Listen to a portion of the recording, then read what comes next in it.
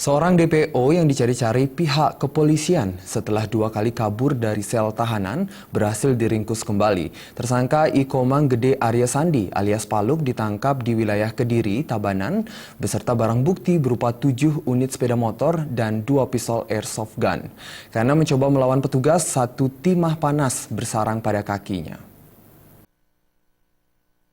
Sandi alias Paluk di tempat persembunyiannya wilayah Kabe-Kabe Kecamatan Kediri, Tabanan. Keberadaan residivis ini terungkap berkat laporan seorang warga yang kehilangan 1 unit sepeda motor di wilayah Banjar, Sembar, Kerobokan. Berdasarkan hasil penyelidikan, polisi berhasil meringkus tersangka di tempat kosnya. Dari hasil pengembangan, polisi menyita 7 unit sepeda motor. Selain itu, polisi menyita 2 pistol airsoft gun dan puluhan kunci kontak.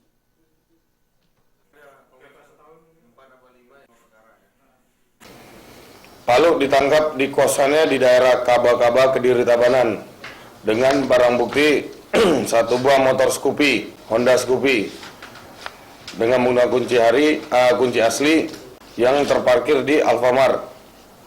Setelah sebelum ketangkap ini, dia sudah 25 kali melakukan pencurian dan yang paling banyak dia lakukan modus penggelapan.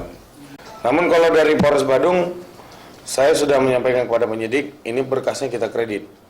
Jadi kita cicil, setelah keluar kita tangkap lagi dengan perkara yang berbeda, tangkap terus sampai 25 kali.